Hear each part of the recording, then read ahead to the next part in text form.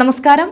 വാർത്തകളും വിശേഷങ്ങളുമായി south vision ന്യൂസിലേക്ക് സ്വാഗതം. ഇന്നത്തെ പ്രധാന സംഭവ വികാസങ്ങളിലേക്ക്.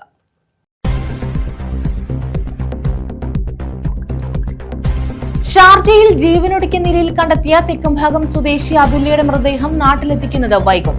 ഫോറൻസിക് ഫലവും വൈകുന്നു. അതുല്യയുടെ മൃതദേഹത്തിലെ പാടുകൾ വിശദമായി പരിശോധിക്കും.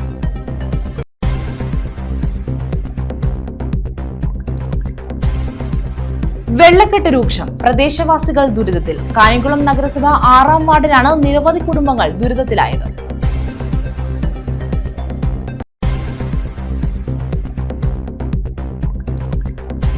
സമഗ്ര ശുദ്ധജല പദ്ധതി 260 കോടിയുടെ പദ്ധതിക്കായി ടോക്കൺ തുക നീക്കിവെച്ചതിൽ പ്രതീക്ഷയോടെ പുനലൂർ. പദ്ധതി യാഥാർത്ഥ്യമായാൽ 35 വാർഡുകളിലും 365 ദിവസവും ശുദ്ധജലം ലഭിക്കും. വിശദമായ വാർത്തകളിലേക്ക്. ഷാർജയിൽ ജീവനൊടുക്കിയ നിലയിൽ കണ്ടെത്തിയ കൊല്ലം തെക്കുംഭാഗം സ്വദേശി അതുല്യയുടെ മൃതദേഹം നാട്ടിലെത്തിക്കുന്നത് വൈകും. ഫോറൻസിക് ഫലവും വൈകുകയാണ്. വെള്ളി, ശനി, ഞായർ വാരാന്ത്യ അവധിയായതിനാലാണ് ഫോറൻസിക് ഫലം ലഭിക്കാൻ തിങ്കളാഴ്ച വരെ കാത്തിരിക്കേണ്ടി വരുന്നത്. അതുല്യയുടെ മൃതദേഹത്തിലെ പാടുകൾ വിശദമായി പരിശോധിക്കും. അതുല്യയുടെ മൃതദേഹത്തിലെ പാടുകൾ വിശദമായി പരിശോധിക്കും. മരണത്തെക്കുറിച്ച് അന്വേഷണം ആവശ്യപ്പെട്ട സഹോദരി അഖില ഷാർജ പോലീസിന് പരാതി നൽകിയിട്ടുണ്ട്. ശനിയാഴ്ച രാവിലെയാണ് തേവലക്കര തെക്കുംഭാഗം സ്വദേശിനി അതുല്യ ശേഖറിനെ ഫ്ളാറ്റിൽ മരിച്ച നിലയിൽ കണ്ടെത്തിയത്. ഷാർജ റോള പാർക്കിന് സമീപത്തെ ഫ്ളാറ്റിൽ തൂങ്ങി മരിച്ച നിലയിലാണ് മൃതദേഹം കണ്ടത്. അതുല്യ പുതിയ ജോലിയിൽ പ്രവേശിക്കാനിരിക്കെയായിരുന്നു മരണം. പിന്നാലെ സതീഷ് ക്രൂരമായി മർദ്ദിക്കുന്ന വീഡിയോകളും പുറത്തു വന്നിരുന്നു. സതീഷ് അതുല്യയെ സ്ത്രീധനത്തിന്റെ പേരിൽ മർദ്ദിക്കാറുണ്ടായിരുന്നെന്ന് അതുല്യയുടെ കുടുംബം വ്യക്തമാക്കിയിരുന്നു. പിന്നാലെ കുടുംബത്തിന്റെ പരാതിയിൽ കൊലക്കുറ്റം, ആത്മഹത്യാ പ്രേരണ, സ്ത്രീധന നിരോധന നിയമം തുടങ്ങി വിവിധ വകുപ്പുകൾ ചുമത്തി ചവറ തെക്കുംഭാഗം പോലീസ് കേസെടുക്കുകയായിരുന്നു. അതുല്യ ആത്മഹത്യ ചെയ്യില്ലെന്നും കൊലപാതകമാണെന്നുമാണ് കുടുംബം പറയുന്നത്. News bureau, Chavara. വെളിച്ചെണ്ണ നിർമ്മാണ കേന്ദ്രത്തിൽ തീയും പുകയും ഉയർന്നത് പരിഭ്രാന്തി പരത്തി. കൊല്ലം രാമൻകുളങ്ങരയിലുള്ള ചക്കിലാട്ടിയ എണ്ണ നിർമ്മിക്കുന്ന വിനായക ഫുഡ്സ് എന്ന സ്ഥാപനത്തിലാണ് സംഭവം. സമീപത്തെ ഓട്ടോറിക്ഷ തൊഴിലാളികളാണ് കടയിൽ നിന്നും തീയും പുകയും ഉയരുന്നത് കണ്ടത്. ഉടൻ കെട്ടിട ഉടമയെ വിവരമറിയിക്കുകയായിരുന്നു.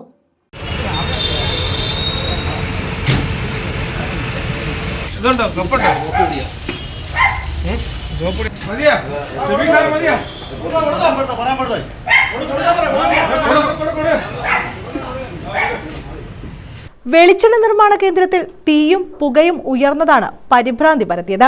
രാമൻകുളങ്ങരയിലുള്ള ചക്കിലാട്ടിയ എണ്ണ നിർമ്മിക്കുന്ന വിനായക ഫുഡ്സ് എന്ന സ്ഥാപനത്തിലാണ് കഴിഞ്ഞ ദിവസം തീ പടർന്നത്. സംഭവം സമീപത്തെ ഓട്ടോറിക്ഷ തൊഴിലാളികളാണ് കണ്ടത്. ഉടൻ സമീപത്ത് താമസിക്കുന്ന കെട്ടിട ഉടമയെ വിവരമറിയിച്ചു. ഉടമ കട നടത്തുന്ന ആളുമായി ബന്ധപ്പെട്ട് കട തുറക്കാനുള്ള ശ്രമം നടത്തി. എന്നാൽ കനത്ത പുകയായതിനാൽ അകത്തേക്ക് കടക്കാൻ കഴിഞ്ഞില്ല. തുടർന്ന് ചാമക്കടയിൽ നിന്നും അഗ്നിരക്ഷാസേന എത്തി വെള്ളമൊഴിച്ച ശേഷം കടയിലെ 2ാമത്തെ ഷട്ടറും തുറന്നിട്ട് പുക മാറ്റി തീ കെടുത്തി. ഇവിടെ ഉണ്ടായിരുന്ന 2 ചാക്കുകളിൽ സൂക്ഷിച്ചിരുന്ന കൊപ്രയിലാണ് തീയും പുകയും പിടിച്ചത്. KSEB ഉദ്യോഗസ്ഥർ എത്തി വൈദ്യുതി ബന്ധം വിച്ഛേദിച്ചു. എന്നാൽ തീയും പുകയും ഉണ്ടായതിന്റെ കാരണം വ്യക്തമല്ല. അങ്ങനെയുള്ള സാധ്യതകൾ സാർ ഈ ഒരു കാലാവസ്ഥയിലൊന്നും അങ്ങനെയല്ല, സാധ്യതകൾ മാത്രമേ ഞാൻ പറഞ്ഞു. അതല്ലാതെ ഇതിനകത്ത് വേറെ ഷോർട്ട് സർക്യൂട്ട് ഉണ്ടാവാനുള്ള സാധ്യത അവിടെ ഒന്നും വെക്കുന്നില്ല. രണ്ടാമത്തെ സാധ്യത നിങ്ങൾ ഇതിനകത്ത് വലിക്കുന്നവരാരുമില്ല. പിന്നെ 3ാമത്തെ സാധ്യത ഇവിടെ കിടക്കണം, അതായത് ചന്ദനത്തിനെ കൊതുക് ആ സാധ്യതയും ഇല്ല. പിന്നെ ഇതിനകത്ത് ആകെയുള്ള സാധ്യത എന്ന് പറഞ്ഞു കഴിഞ്ഞാൽ എവിടെ നിന്നെങ്കിലും തീപ്പൊരി വീണ് കിടന്നു ഇല്ല. ഇവിടെ മനഃപൂർവ്വം കൊണ്ടുവരണം. മനഃപൂർവ്വം കൊണ്ടിടാന്ന് പറഞ്ഞാൽ അല്ല, മനഃപൂർവ്വം കൊണ്ടുവന്ന് പറഞ്ഞാലും നിങ്ങളെ പുകയുയർന്ന ഭാഗത്ത് പാത്രങ്ങളിൽ വെളിച്ചെണ്ണ ഉണ്ടായിരുന്നെങ്കിലും തീ അതിലേക്ക് പടർന്നില്ല. ഏകദേശം 1 ലക്ഷം രൂപയുടെ നഷ്ടമുണ്ടായതായി കണക്കാക്കുന്നു. ന്യൂസ് ബ്യൂറോ, കൊല്ലം. SSF കൊല്ലം ജില്ലാ സാഹിത്യോത്സവ് 26, 27 തീയതികളിൽ കൊല്ലത്ത് നടക്കും. മത്സ്യത്തൊഴിലാളികളുടെ ജീവിതവും കടൽ മണൽ ഖനനവും സാഹിത്യോത്സവത്തിൽ ചർച്ചയാകുമെന്ന് ഭാരവാഹികൾ പറഞ്ഞു. SSFന്റെ 32ാമത് എഡിഷൻ കൊല്ലം ജില്ലാ സാഹിത്യോത്സവമാണ് 26, 27 തീയതികളിൽ കുന്നിക്കോട് നടക്കുന്നത്. SSF കൊല്ലം ജില്ലാ സാഹിത്യോത്സവത്തിൽ മത്സ്യത്തൊഴിലാളികളുടെ ജീവിതവും കടൽമണൽ ഖനനവുമാണ് പ്രധാന പ്രമേയമാവുക.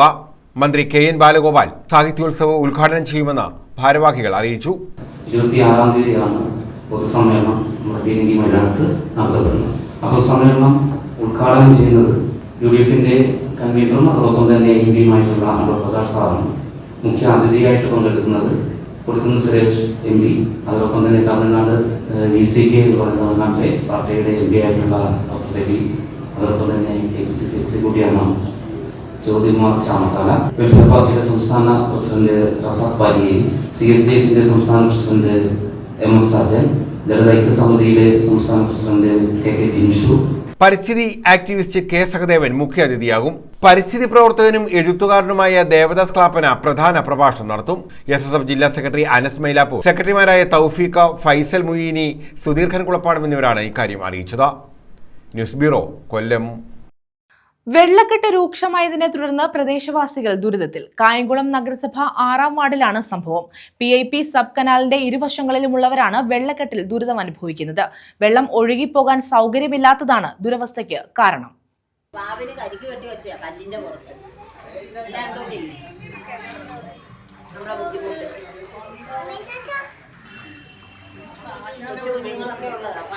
പോലും കുടിക്കാൻ പറ്റാത്ത അവസ്ഥയാ, ബാത്റൂമിൽ കയറാൻ പറ്റാത്ത അവസ്ഥയാ. ഈ വെള്ളം വന്ന് ഇങ്ങനെ നിൽക്കുന്നതുകൊണ്ട് പലവട്ടവും കാല് തന്നെ ഉരുണ്ട് വീണിട്ടുണ്ട്.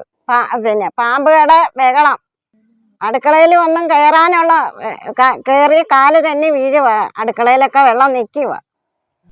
കായംകുളം നഗരസഭയിലെ 6-ാം വാർഡിൽ പെരുത്തറ വാഴപ്പള്ളി കനാലിന്റെ ഇരുവശങ്ങളിലുള്ള ജനങ്ങളാണ് വെള്ളക്കെട്ട് മൂലം ദുരിതമനുഭവിക്കുന്നത്. വളരെ പ്രയാസകരമായിട്ടുള്ള ഒരു അവസ്ഥയിലൂടെയാണ് കടന്നു പോകുന്നത്. മഴ ആകാശത്ത് കണ്ടു കഴിഞ്ഞാൽ തന്നെ ഈ പ്രദേശത്ത് താമസിക്കുന്ന 100ഓളം കുടുംബങ്ങൾ ഈ പമ്പ ഇറിഗേഷൻ ഡിപ്പാർട്ട്മെൻറ്റ് ഈ കനാല് ഈ വഴി പോകുന്ന കാരണം കൊണ്ട് ഇവരെല്ലാം പ്രയാസം അനുഭവിക്കുകയാണ്. കുടിവെള്ളത്തിനോ ബാത്റൂം സൗകര്യമോ ഒന്നും ഇവർക്ക് പ്രാഥമിക കർമ്മങ്ങൾക്ക് പോലും ഈ പ്രദേശത്ത് താമസിക്കുന്ന ആൾക്കാർക്ക് വളരെ പ്രയാസകരമായിട്ടാണ്. ബന്ധുവീടുകളിലും മറ്റുള്ളിടത്തുമൊക്കെയാണ് അവരതിന് അഭയം തേടുന്നത്. വളരെ പ്രയാസമാണ്.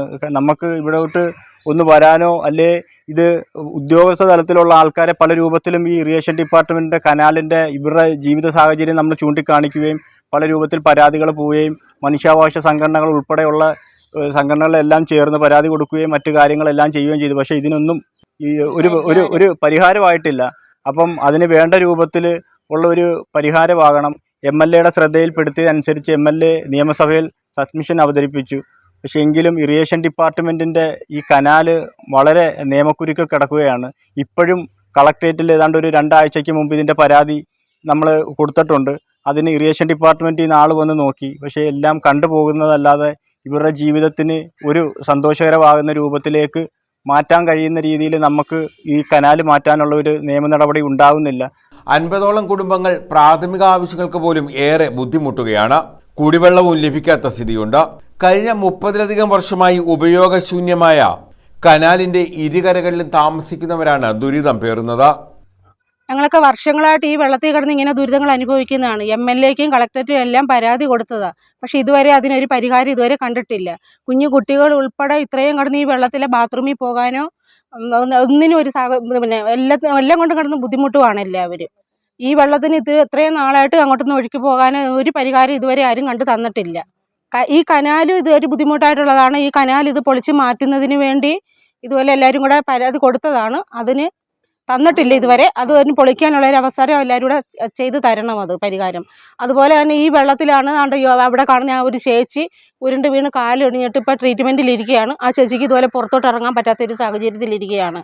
കനാൽ ഭൂമി നിരപ്പിൽ നിന്നും ഉയർന്നു നിൽക്കുന്നതിനാൽ മലിനജലം കെട്ടിക്കിടക്കുകയാണ്. ഇത് രോഗഭീതിയും ഉയർത്തുന്നു. കനാലിന്റെ ഉയരം ഭൂമി നിരപ്പിലേക്ക് താഴ്ത്തുകയോ അല്ലെങ്കിൽ കനാൽ ഒഴിവാക്കുകയോ ചെയ്താൽ മാത്രമേ ഇവിടുത്തെ വെള്ളക്കെട്ട് ഒഴിവാക്കാൻ കഴിയൂ. ഒരു കാരണവശാലും ആർക്കും പുറത്തോട്ട് പോകാനോ ആർക്കും പുറത്തുനിന്ന് അകത്തോട്ട് വരാൻ ഒന്നും പറ്റാത്ത ഒരവസ്ഥയാണ് ഇത്രയും ഭാഗത്തുള്ളത്. ഇവിടെ ഒരു 40 വർഷക്കാലം മുമ്പാണ് ഈ കനാൽ ഇവിടെ വരുന്നത്. ഈ കനാൽ ഇവിടെ വന്നെങ്കിലും ഈ കനാൽ കൊണ്ട് ആർക്കും ഇന്ന് വരെ ഒരു ഉപയോഗം ഉണ്ടായിട്ടില്ല. ജലസേചനം എന്ന് പറഞ്ഞിട്ട്, കൃഷിക്ക് ആവശ്യമായ ജലസേചനം എന്ന് പറഞ്ഞിട്ടാണ് ഈ കനാൽ ഇവിടെ വന്നിട്ടുള്ളത്. പക്ഷേ ഇന്ന് വരെയും ഒരു നെല്ലിൻ്റെ ഒരു വിത്ത് പോലും ഈ കനാലിൽ നിന്ന് വെള്ളം വന്നിട്ട് ഇവിടെ മുളപ്പിച്ചിട്ടുമില്ല. അങ്ങനൊരു ഗുണം ആർക്കും ഉണ്ടായിട്ടില്ല. ഇത് മുഖേനയുള്ള ദുരിതമാണ് ഇവിടെ ഈ വീട്ടുകാരെല്ലാം അനുഭവിച്ചുകൊണ്ടിരിക്കുന്നത്. ഇത് സംബന്ധിച്ച് മുഖ്യമന്ത്രിക്കും വകുപ്പ് മന്ത്രിക്കും ഉദ്യോഗസ്ഥർക്കും ഉൾപ്പെടെ നേരത്തെ നിരവധി പരാതികൾ നൽകിയിട്ടുണ്ട്. എന്നാൽ യാതൊരു നടപടിയും ഉണ്ടായിട്ടില്ല. News bureau, Kayamkulam. തെന്മല ആര്യങ്കാവ് പാലരുവി ജലപാതത്തിൽ സഞ്ചാരികളുടെ തിരക്കേറി. ഈ സീസണിലെ ഏറ്റവും വലിയ തിരക്കാണ് കഴിഞ്ഞ ദിവസം അനുഭവപ്പെട്ടത്. ഒരാഴ്ചയായി വലിയ തിരക്കാണ് ഇവിടെ അനുഭവപ്പെടുന്നത്.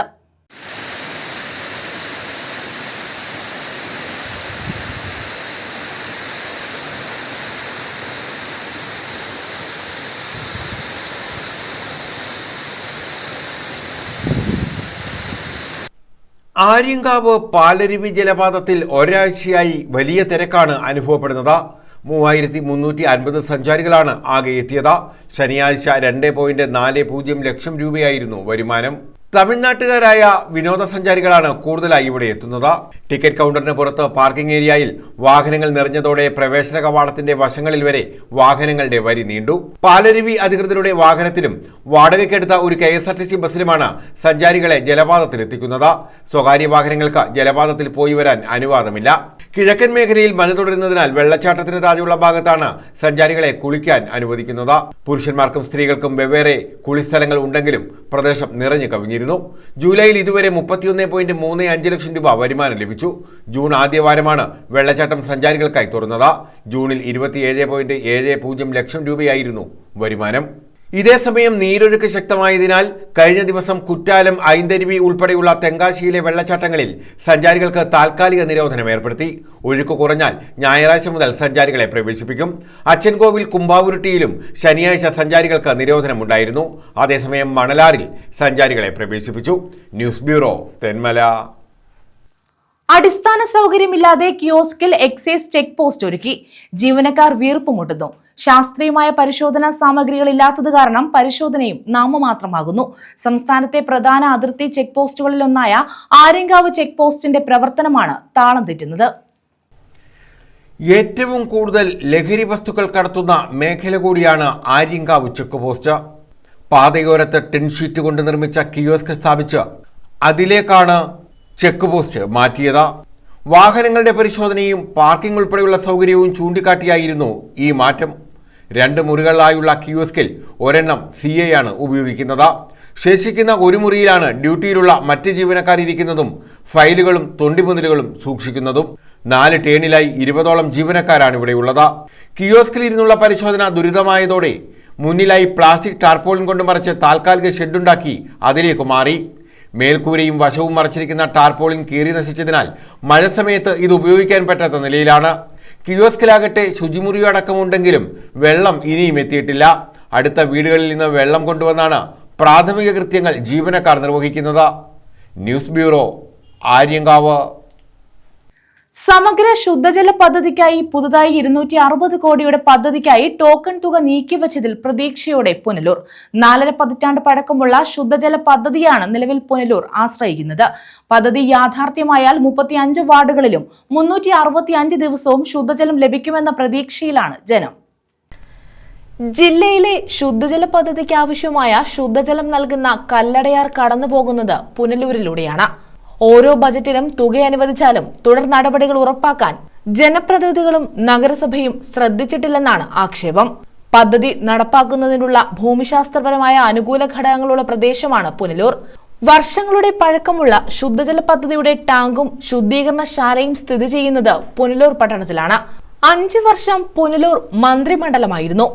3 പതിറ്റാണ്ടായി LDF MLA ഉണ്ടായിരുന്നു. നഗരസഭാ ഭരണം കാലങ്ങളായി LDFന്റെ കൈകളിലാണ്. എന്നിട്ടും ശുദ്ധജല പദ്ധതി നടപ്പാക്കുന്ന കാര്യത്തിൽ അലംഭാവം തുടർന്നതാണ് ഇപ്പോഴത്തെ ദുരവസ്ഥയ്ക്ക് കാരണം.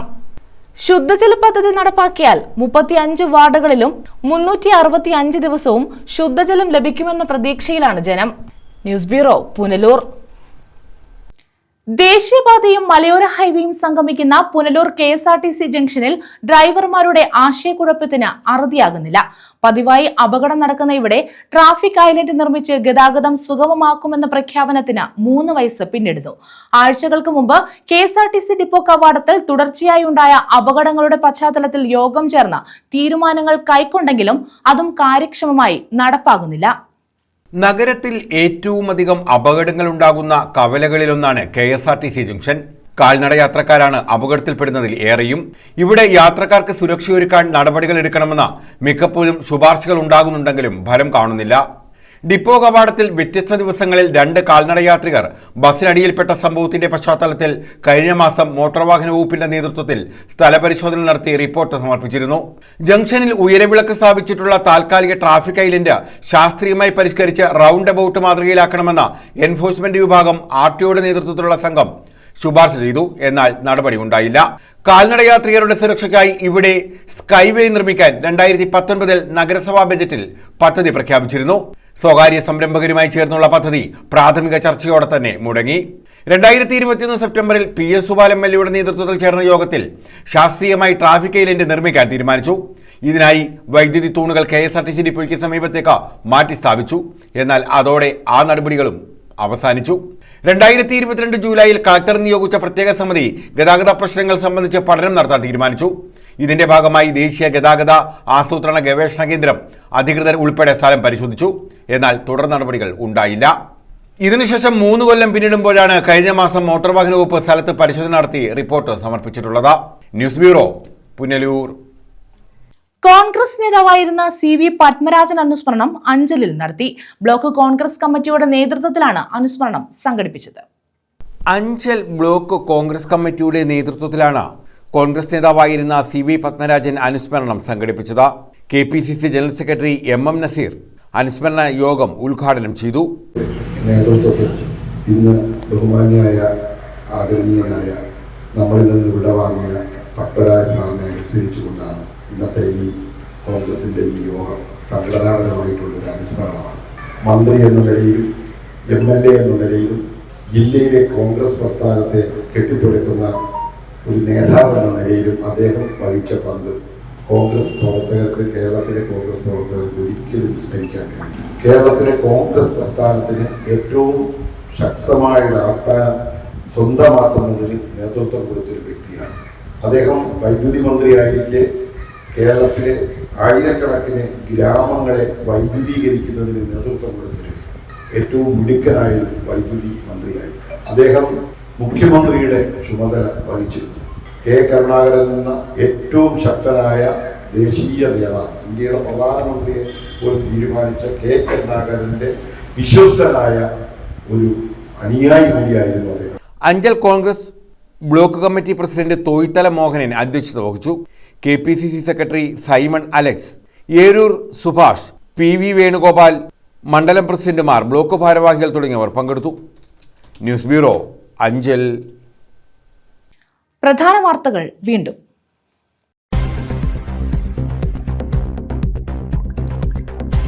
ഷാർജയിൽ ജീവനൊടുക്കിയ നിലയിൽ കണ്ടെത്തിയ തെക്കുംഭാഗം സ്വദേശി അതുല്യയുടെ മൃതദേഹം നാട്ടിലെത്തിക്കുന്നത് വൈകും.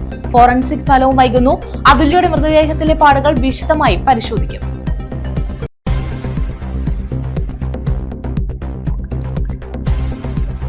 വെള്ളക്കെട്ട് രൂക്ഷം, പ്രദേശവാസികൾ ദുരിതത്തിൽ. കായംകുളം നഗരസഭ 6-ാം വാർഡിലാണ് നിരവധി കുടുംബങ്ങൾ ദുരിതത്തിലായത്.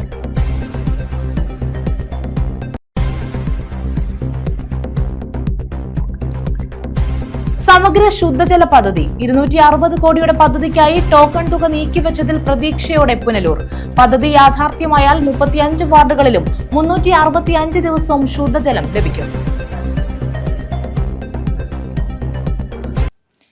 ഈ വാർത്താ ബുള്ളറ്റിൻ പൂർണ്ണമാകുന്നു. നമസ്കാരം.